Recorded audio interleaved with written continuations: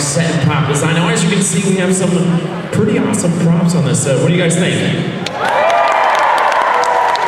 Excellent. I'm sure you want to know all about it. We have some very special guests right now. I'm going to introduce you to them. Starting off is the one and only Alan Gilmore. He is art director for the Harry Potter films and supervising art director for the Wizarding World Parks. Make some noise for Alan Gilmore. Next up, we have the lead sculptor for the Harry Potter movies and theme parks. It's Bryn Courts. Never happened. And last but not least, he's a senior prop manager for Universal Creative. Give it up for Eric Baker.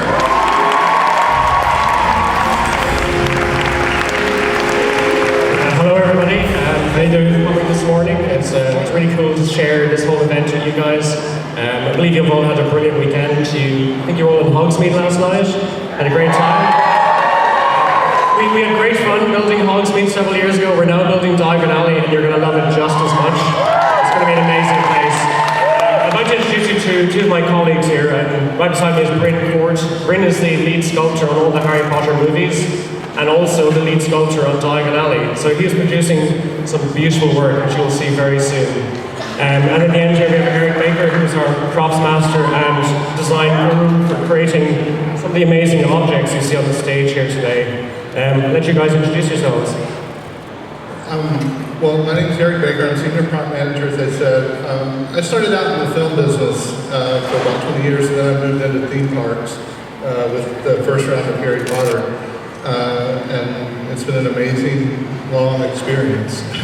And taking the things that were built for the movies and turning them into things that will last forever in a theme park has been a huge challenge. And that's a little bit about what I want to tell you guys about today. Hi, my name is Bryn Court. I was the sculptor on all the movies.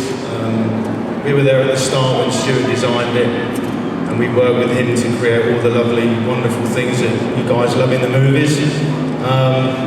And kindly asked us over here to help out make this the best experience you guys will ever see. I mean, it is going to be like walking into a movie set, so I'm sure you'll love it.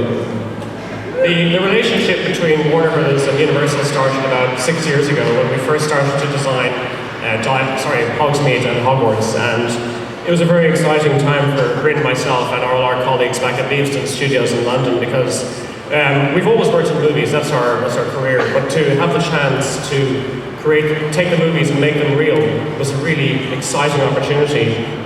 We learned a lot from the Universal team. They're absolute geniuses at themed environments. We learned all about a new form of entertainment, which is bringing you guys into a place and bringing you into a movie. So for us, it's been a fabulous journey. Oh, it's been amazing, you know, to actually be involved in something that's permanent. We're not used to that. We're used to making film sets, they get shot and thrown away. But to do something with you guys, people are going to see it every day, has been great. We've really enjoyed it. It's been great. Yeah, I mean, I was one of the first people hired on Potter in Orlando, and I worked for almost 5 years on Hogsmeade from the original concept to opening day, and it's been an amazing journey. Should we explain a little bit of the process of how this all happened, really? How do you design a theme park? Eric was involved even before we were involved, because Universal had to conceptualize the thoughts, how do we make a Harry Potter theme park? And they worked on that, and Eric will explain in a moment how that was done. But they took that to us, the filmmakers, and that was how we really joined forces. Yeah, I mean, we started out just doing initial concept work here in Orlando, and worked on that for almost a year probably before we got involved with Stuart Craig and the team in the UK. And then we started heading over to London and really seeing how magical Harry Potter is. It was for Stuart, it was a brilliant journey. Stuart's a sculptor by trade, and he saw the design of the first park as a giant sculpture, really the composition of Hogsmeade, Hogwarts, the amazing view you get when you walk through the entry arch, and then at the top of the street, when you see Hogwarts looming above you. It was something Stuart spent many months with myself, Bryn, and the team. Bryn designed the mountain that Hogwarts sits on. It was a really amazing design exercise. I'm going to tell a little bit about that. Yeah, I mean, Stuart, if you obviously saw the movies, The original castle we built at Leavesden Studios, we did it with a model unit, and the rock work, we love the rock work, but Stuart wanted to do something different for this park. So he came to me and he said, look, what can we do differently? I really want this thing to be dynamic looking. So we started working on some models and concepts, and we came up with this whole amazing rock that the castle sits on, and it just developed, went on from there. We spent a few weeks working on it. It changed quite a few times. But that's basically what you see now. And for the new parks, we've actually improved it again, because Stuart always wants to improve things. Every time we build something, when we did the movies, all the sets, every time they dusted them off, took the covers off, and Stuart was like, how can we improve them? You might have noticed that things like Hagrid's Hut moved around a little bit. Some other parts of Hogwarts happened to kind of magically float around and reappear somewhere else. And every time we started a new movie, it was quite exciting to see what Stuart would invent this time, what great ideas. We love the guy, he's a real visionary, his ideas are fabulous, and he has translated with Universal his film vision into a real place beautifully, and we can all vouch for that. It's a beautiful place to be, just to hang out. Hogwarts, Hogsmeade, and very soon Diagon Alley. They're going to push the boundaries even further with Diagon Alley. You'll be in the world. It'll be amazing. Absolutely. One of the coolest things for me is seeing it all come together as one big thing. When you were filming in the UK, you would see, here's the Great Hall set, or here's Gryffindor Common set, and to see it all come together as a proper castle, and to see Diagon Alley and London all come together as this one unit is pretty amazing.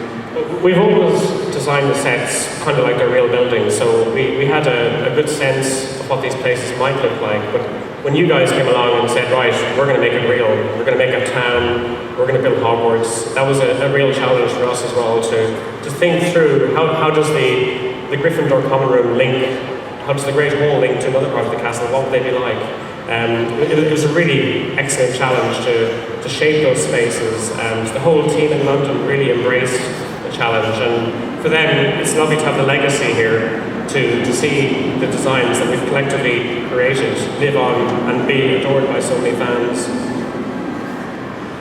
I'm fortunate. I want to call out, I've got my crew here today. I've got an amazing group of artists that work with us, and if you guys don't mind standing up and taking a bow, these are the guys that make all this amazing stuff that you see up here.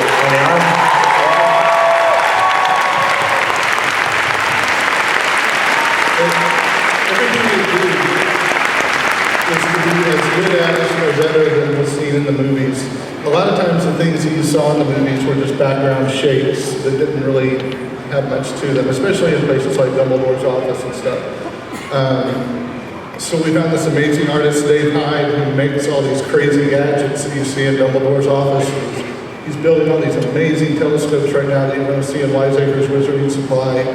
I mean, my whole team is the most talented artists that I could ever ask to be together.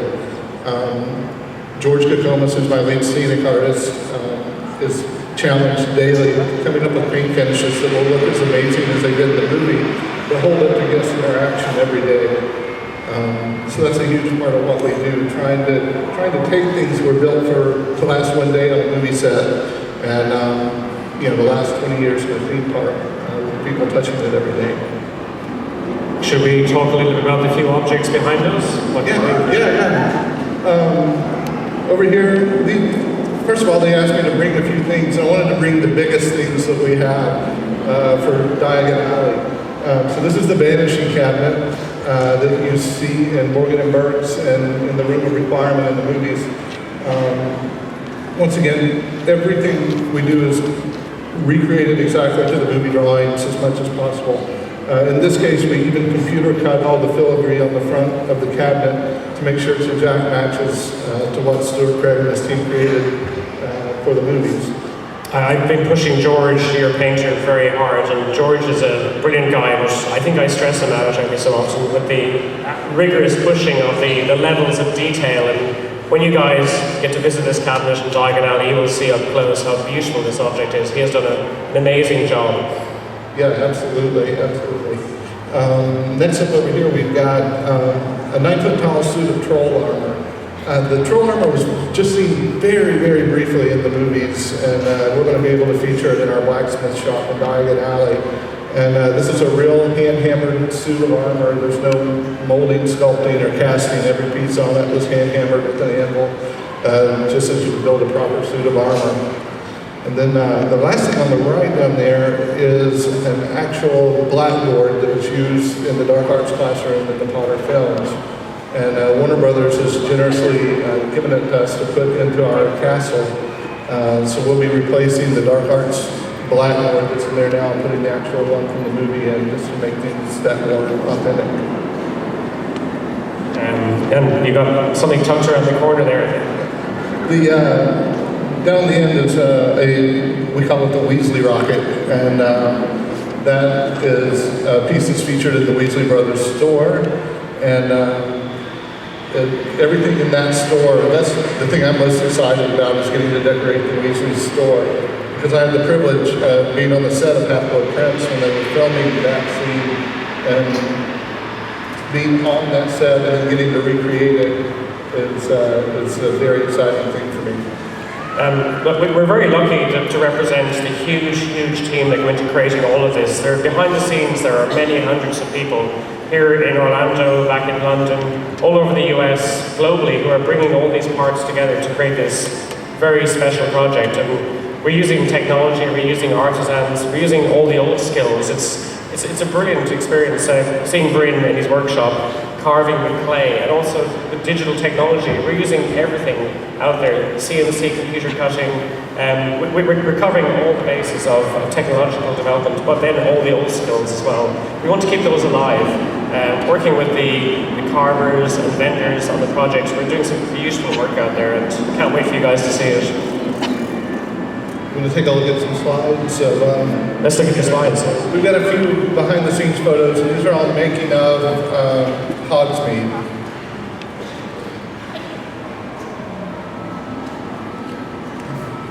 All right, first off, this is the Chinese Licorice Man. It's in honeydews. This is the very early rough sculpts of him.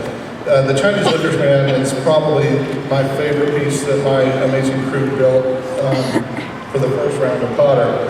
And it's also a very special piece because Pierre Bohanna, who was the lead prop fabricator on the Potter movies, his father fabricated the original Chinese Licorice Man for the movies, and it was one of the last pieces that he built before he passed away.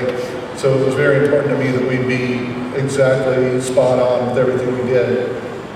This is the Licorice Man after he's been painted and in the final stages. This is one of the goblins being sculpted out of clay for the Chinese Licorice Man. And you can actually see a little bit of one of the golden eggs behind his right ear. And then this is the finished product in the store. And these guys up there that are done. Again, every detail is rigorously pursued to the absolute degree where it replicates the film detail. So we push very hard, and we push each other. It's a real kind of team effort. You guys have delivered so well. Normally, in the theme park business, you would farm out to a scene shop or something, all the props and sets to be handled by an outside vendor. But with Potter, we brought it all in-house, and my entire crew are working directly, for Universal Studios, and a piece of their heart is in everything that they make. This is the Weasley Brothers car, as we were flying it on with the help of a forklift. This once again, Warner Brothers was gracious enough to loan us one of the cars that was actually used in the film. So the Weasley car that you see out at the Dragon Challenge Q is one that was actually used in the film. This is the next piece. Bryn may want to talk a bit about. Recognize this. These are the chess automata that is in the Zonko's window, and basically we miniaturized what Bryn had done for the movie. Can we get Bryn to talk a bit about the original chess pieces in the film? This is quite a nice link. Yeah, these obviously have been copied from the original chess pieces we did in the first movies, and those chess pieces didn't actually start out like this. They went through a big design process to what you saw in the actual movie. So it was Eric here who took our designs and came to London, saw the actual pieces themselves, and created these great models. They look really great, really good. Yeah, with these guys, when I was in the UK, I took hundreds and hundreds of photos of the sets and the props and everything. We also spent a lot of time doing digital scans of all the statues that are in the castle. Actually, the suit of troll armor, we did a digital scan of originally, and did a 3D print, which was actually what we call a maquette. He was about this tall. And then the artist who built the suit of armor worked from that maquette to make sure it exactly matched what was at least. And this is the dragon that hangs in the dark arts classroom. This was the one piece that we took a little bit of liberty with from what was seen in the movies. In the movie, it was very much like a museum exhibit piece, I think. And we really tried to make him look fierce and as if it's a real dragon skeleton.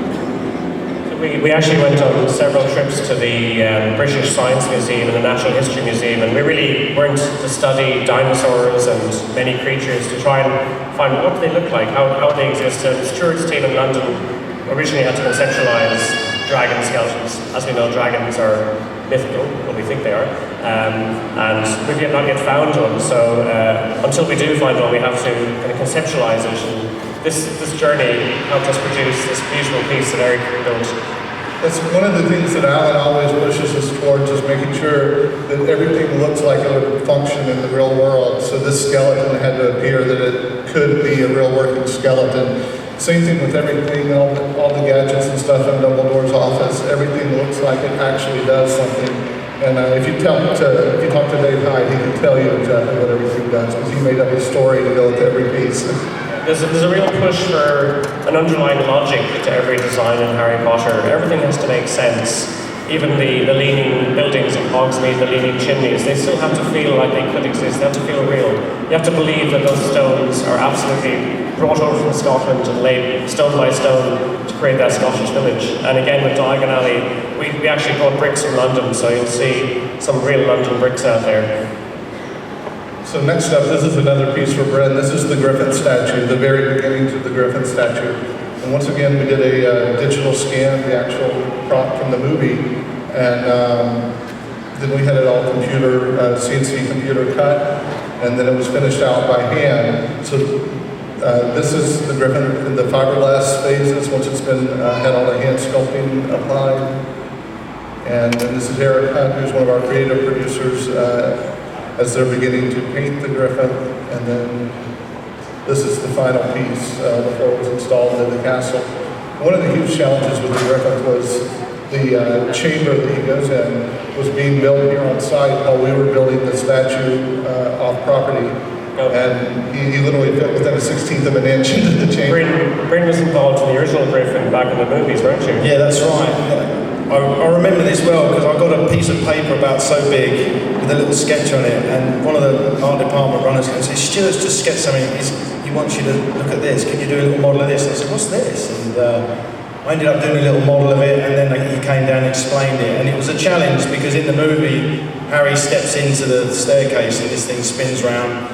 And those wings were like this far away from the set each side. And they said, "You sure they were going to hit the sides?" And look, that's the set there.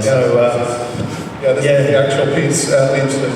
That's right. It was a typical Stuart Craig whim where he thought, how can we make the staircase to Dumbledore's office more interesting? I know. And he came up with this idea, and that's his genius, isn't it? Yeah, he used to come up takes with a very ordinary moment and makes it extraordinary by creating this very quirky detail. This happens throughout everything he touches. So we're fascinated by what he'll come up with next. We're always waiting for the next challenge, and they will be a challenge. They'll give us headaches. Oh, yeah. We love solving them. We were always going, well, what's this now? What have we got to do now? And then he'd explain it. Go, okay. All right, let's do that. So this is a quick shot of me.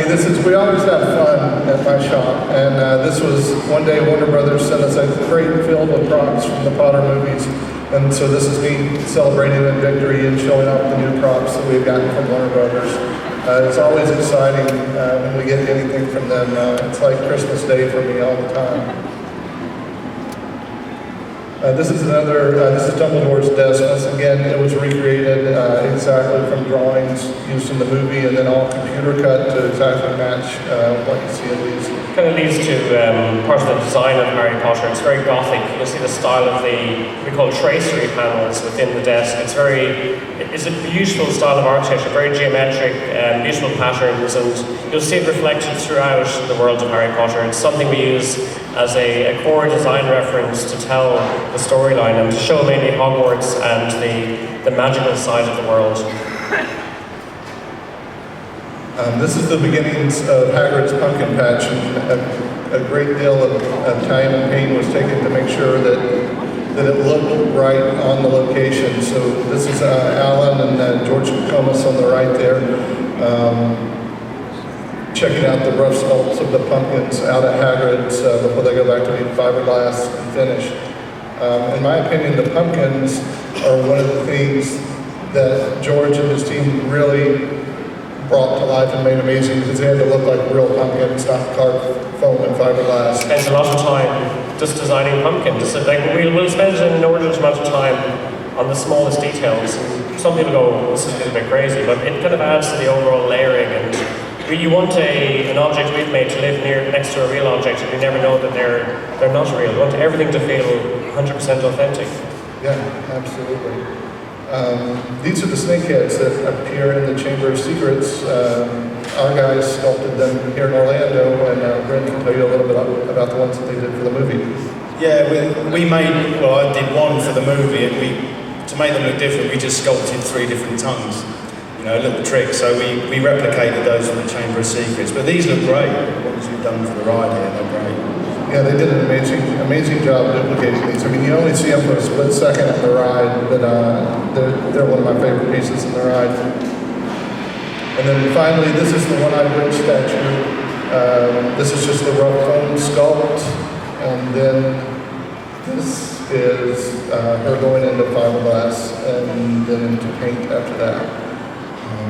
That was another piece. Did you sculpt that one? No, a colleague of mine, Andrew Holder, who worked with me on the first movie, sculpted this with me. I helped him to begin with, then I was taken away with the chess set and all that kind of stuff. But what's funny is that the way you guys approach some of these jobs is a bit different to us. It's the same thing we come up with. We've got a slightly different process. It's fascinating to see how these guys work, and and the results are, as you can see, great. It's one of the hardest parts of the journey is how do we replicate the films in the theme park world, and that's part of the great discovery of trying to make everything look absolutely real. So when you walk around Hogsmeade, you do believe it's granite. When you walk around Diagon Alley, you will believe it's brick.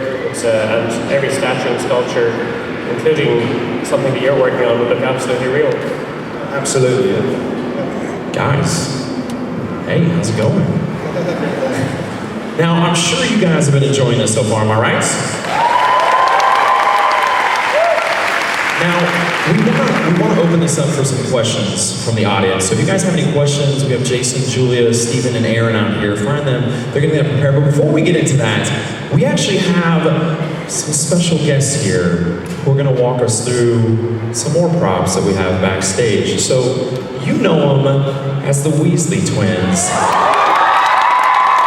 Ladies and gentlemen, please make some noise for James and Oliver Phelps.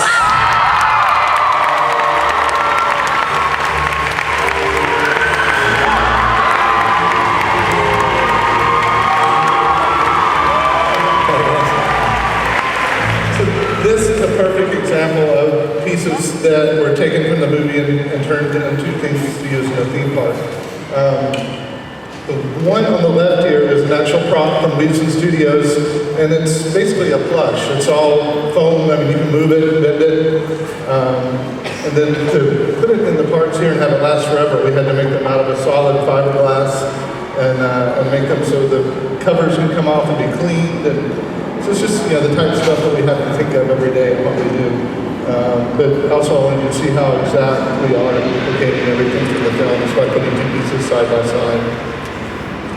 I asked the guys if they're quite excited about opening their new store in Diagon Alley. Yeah? Can't wait. Yeah, it was fantastic. So when we had a look around it yesterday morning, It's still hard to imagine how it's going to look when it's all dressed and everything, but just the sheer size of it blew me away. It's going to look exactly like the movie set. Yeah, Just like the movie set. yeah, it's cool that we can actually see the full. You can actually do a lap as opposed to at least when you go diagonally, you've got to come back the same way because there's no way out. So yeah, it should be fantastic, especially seeing the joke shop in there. For the Weasley Brothers store, we went back to the vendors in the UK and built all the original packaging that was seen in the movies. So everything, once again, has been built by the original people who built it for the movies, incorporating the beautiful artwork of Mina Lima, Eduardo Amira. Because to be the Weasley store is really a gallery of their work. I mean, it's an amazing place. Excellent, guys. Thank you so much. Ladies and gentlemen, give it up for James and Oliver.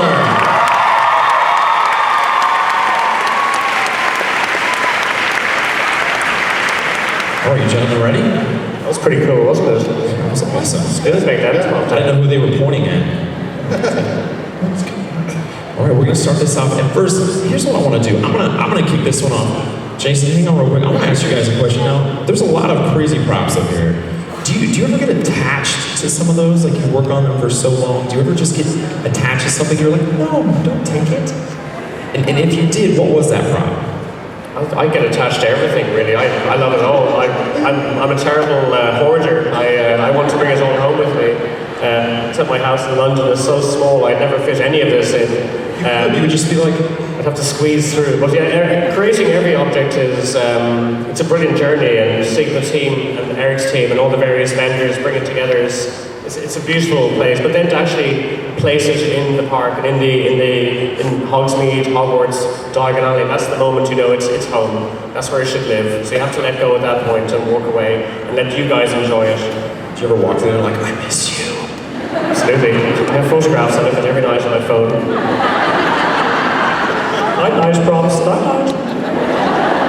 All right, Jason, you got a question out there. Hey guys, I'm here with Michael from Minneapolis. Guys, thank you very much, and I gotta say the place is, on a theme park level, some of the greatest work that's been put together. Can you talk about the scale and perspective issues of the massive Hogwarts castle? Well, we work very hard on scale and perspective. We've learned over many years in the movie industry how to work in perspective. It's a very old trick, how to, especially on camera, how to fool the eye. In the theme park environment, it's real. You can view Hogwarts from many angles, from every angle. So Stuart and Universal worked very hard to work out the scale of each object. Hogwarts was composed really as a sculpture. Bryn, along with our team, made a huge model early on to really we made many versions to see what was the best viewpoint, what was the best way to enjoy this. Personally, I feel that when you turn the corner at the top of the high street, and also from the bridge, two very beautiful places to view Hogwarts, and it's scaleless. It's very hard to tell how big it is. At night time, it looks 1,000 feet high. It's a stunning, stunning piece of architecture. So yeah, we work very hard on scale. It's very important to us to get it absolutely right.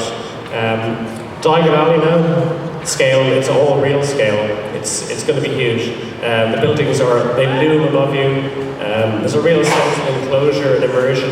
When you're in there, you are absolutely enclosed. You will think you are in the magical London. It's really cool. Julia.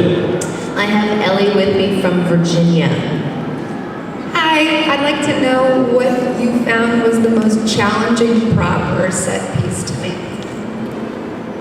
Ooh, okay. There was lots of challenging.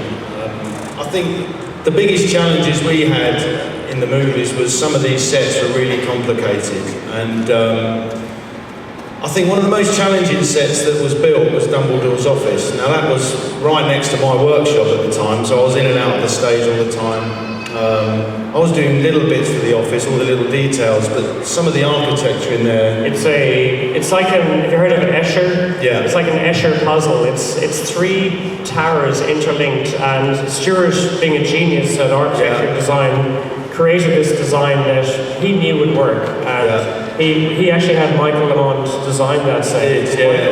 Michael was a genius art director who absolutely knew all the shapes and details. Absolutely, yeah. It's a beautiful room, and you see it now in Hogwarts today. It's a very lovely room to enter. It lives atop the large tower at Hogwarts.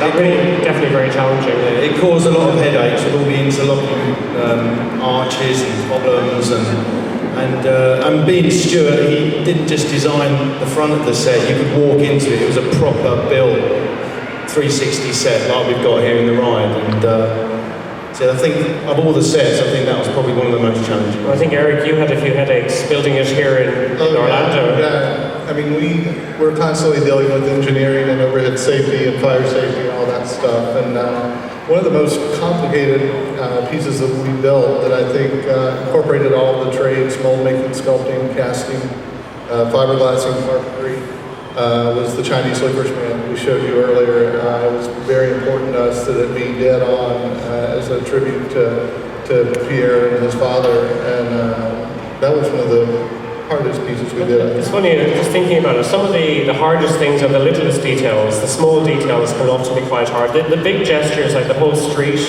the overall castle, they're not too bad. It's when you zoom in on the little details, they can take months and months of huge teams having meetings, and we have big meetings. It goes on like a ping pong match back and forward, and eventually we end in a very good solution, but sometimes it's a very simple idea that solves that problem.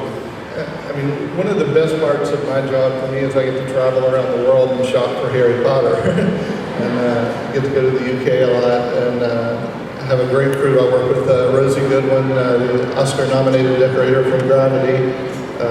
She was the assistant decorator on Potter, and she works with me a lot when I'm in the UK. We should mention Stephanie as well.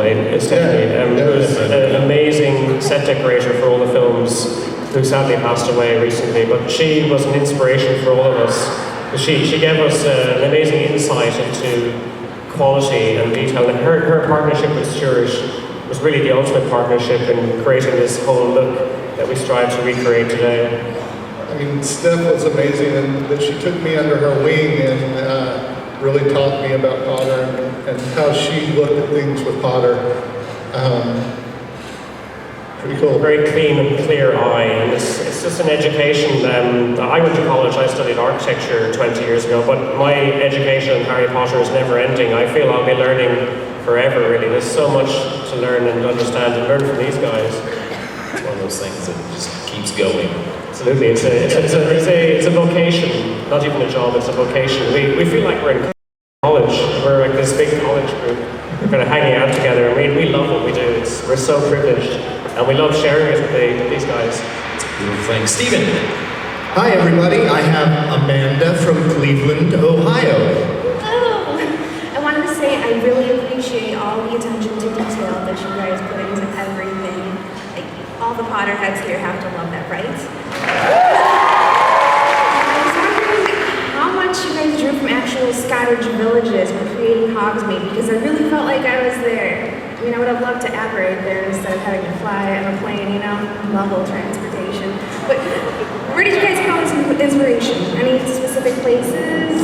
It's a combination of many places, really. Like, Scotland has a lot of the architectural details you see there, but really it's Stuart creating this special, unique place, but he absolutely sourced real environments. Well, yeah, I mean, Stuart came, obviously had the original idea. He'll come up with a concept, but then he'll draw on real places. So everyone was travelling all over the UK to visit locations, to take impressions from real stone walls. We had teams going all over the place to make this authentic. And so everything you see in the land has been inspired by real life, and that's what Stuart has always done with these films. He's made sure that it's believable. It's fantasy, but it's believable fantasy. Like if you go to the Owlery, old English and Scottish towns had medieval gathering buildings that are up on columns. That's where they had their market. Yeah. It's probably the origin of the modern day mall. I mean, you can go to cities in England like York. You can be walking down the street and go, hey, this looks a bit like Diagon Alley. It's because it's based on real places and real buildings. And buildings really do lean and wonk like that over there. I can vouch. They were very badly built, I think, years ago. Yeah, you see, York is a city in England where there are many beautiful leaning buildings. So we studied those for how do they lean, what happens to them. So what you see there is actually very authentic. We've pushed it a little bit with the chimneys, snake and twist, but it's quite beautiful. It's sculpture. One of the best things when we started work at Diagon Alley was we went out into London with Alan and Stuart, and they were able to show us physically in London how things should look and say, this is the Pantages Theatre, and just seeing these buildings in real life really aided us in being able to authentically recreate everything. Now at Diagon Alley, we're doing the same thing where we've done the London tour many, many times. We've studied the real places. We've studied where all the filming took place. Where did the night bus travel through? All the iconic spaces in London that Harry and the other students would have come from and visited. Aaron? All right, with our next question, we have Cherish from Jacksonville, Florida. Hi, I was wondering, what did you learn about making a Hogsmeade that you improved upon in Diagon Alley? That's good. Well, I think it's we've often heard challenges to raise the bar, to do even better than the first time. Hogsmeade is pretty perfect. It's pretty cool. Hogsmeade is a Scottish village though, so it lives in the open landscape. London is a very dense city that's developed many layers over 1,000 years, maybe longer. So we had to try and recreate that environment, and Universal initially provided the concept because they had to obviously make it work for guests. So with that very clever design concept, we took that and we pushed it even further, and we created this very layered, very beautiful environment where we have many magical spaces. I described it the other day as a maze crisscrossing itself, and that's probably the only way I can describe it, because there's so many different pathways, like a real city. If you go to London, London is an amazing place. The longer you're there, the more you discover, the more ways you find to go between various places, and that's what Diagon Alley is trying to achieve. And Eric and his team, Bryn, and all the guys here at Universal have really pushed hard to replicate that feeling. Yeah, I mean, it's the attention to detail that really made Hogsmeade a huge success, I think. I mean, I love it when I go out in the park and all you guys are there with your cameras taking pictures of every single little detail that we put in the park. And that's what we've tried to take up to another notch with Diagon Alley, because it is layers upon layers of pieces that really make that world come together. I'm going to say to Bryn that when you guys eventually visit Diagon Alley, you will see many beautiful little details. It's all about little details, and they're the items that Bryn is creating. So take a lot of time when you're there to really look up and look down, look in corners. You'll see some beautiful little pieces, and some very big ones as well. Yeah, there's one of them you won't miss. So that's a good thing about something like that, though, is because in the movies, you work on those things, and a lot of times the camera pans so fast, or you're only in there for a little bit, so some of those details that you spend months or years on sometimes gets overlooked. But in a place like this, you can actually sit there and go, yeah, absolutely, yeah. I mean, you find in movies we work on lots of detailed pieces, and in some films you very rarely get to see those. Sometimes it's in the background or it's a very quick camera shot, but here we realise that you guys are going to be getting your cameras out, your iPhones, and taking close-ups of things, so we've had to really make sure that we're on top of our game and everything is as detailed as we can. With our sister Harry Potter experience in London at Leavesden Studios, I don't know if many of you guys have been to see it, but you can actually see that level of detail in the film sets, the props, the costumes, the creatures, the vehicles, every detail, and that's inspired us to push as hard as we can here. And Eric, especially, again, going back to the vanishing cabinet, the detail is amazing in this. You can go right up to it, it's all there. Behind that beautiful detail, filigree is a whole amazing mechanism. It'll be a joy to study. And I mean, a piece like this, the locking mechanism, for instance, there were no drawings of it. The effects guys on the movie just created it. So my team had to work for weeks and weeks from photographs to recreate it exactly, but they've done an amazing job with it. very nice. Jason? I'm here with my friend Saida from Mexico. Hi guys, first, thanks to you because you bring all Howard's thing to the reality so we can stay here. And what I ask is, what do you think it would be the most difficult piece to bring to reality that you don't yet, you don't do that. Something you haven't brought over from the movie yet. What would be the most difficult thing to bring to life? We were talking about this ourselves the other night, and saying what would be next, what would be really cool, and I think we all agreed was the Ministry of Magic be amazing to create because this is just us, three of us talking, but we're quietly going to build it when nobody's looking. But it's just vast. It's absolutely vast. I mean, if you go to the museum in London, if any of you are lucky enough to get over there, we've actually set up a Ministry of Magic exhibit, so you can actually walk in. It's not as big as the Ministry of Magic, but we've got the stuff that we sculpted and built. We've got elements of that there, so if you guys get to go over there, you'll see some of that anyway. I gotta say, even though that would be like one of the harder ones, it's gotta be one of the more fun ones to work on. Like to create that well. Oh yeah, it was a huge set. I mean, it was a big challenge for everybody, just in the size of the set, everything went into it, all the work I had to put into it with the sculptures and the golden statues and all that stuff. But everyone came together. We got Paul Westcott over here at the minute. He's the lead painter on all the movies. He's actually helping us paint the land. So this is how authentic that Universal have really gone out of their way to make sure we're all involved. But he painted something like 5,000 tiles for that set or something. He had like 4 paint shops set up, and each one of these tiles had to look like real ceramic tiles. That was the level of detail that Stuart required, and it was a big challenge, that set, wasn't it? Paul is a real talent, like all the leads on the theme park and the films, where they're pushed rigorously to replicate very authentic finishes from London, from throughout the world really, that we bring into these projects. And it's fabulous working with these guys. We only are all skilled in our little way, in the little area we touch, but to see these other artisans bring their details in and to collectively create this amazing world is quite special. No, it is. To work with these guys, obviously a lot of them have worked in movies and TV, like Eric has, but a lot of the guys that are working in the land haven't. And us coming out, it's been fascinating working with them, and it's been a joy and a pleasure working with these guys, and they've really made us feel welcome. It's really been good. Julia? All right, I have Robert from Phoenix with me, and this will be our last question. I was part of the crew that founded and went back to Tunisia and rebuilt Luke Skywalker's set there this last couple of years. So I understand the problems of taking a film set and converting it to modern. And one of the questions I have for you guys is, have you guys been documenting this process? Will there be a more in-depth book of what you've gone through to take this from something on set to this, so that some of us could really delve into the minute details of how you did this? It's a really nice idea, that it's something that's done quite a lot. And we actually do document everything as part of our process, and it's a lovely idea to sometime hopefully share this journey with you guys.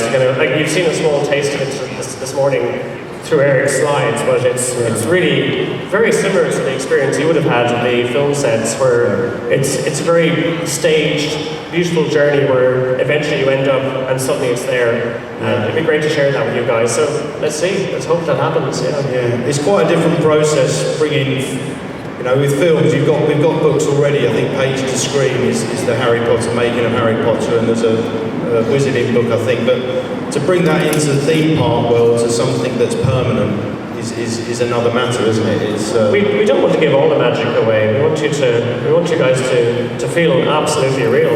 I mean, we brought our magic wands with us, didn't we? It is real. Yeah, we had magic wands, didn't we? We have our own special magic wands. Absolutely. Yeah, definitely. I mean, I've got a great group of magicians that works with me every day to make all this happen. And I mean, we do it for the fans. It's for you guys because we're fans. And we want it to be perfect.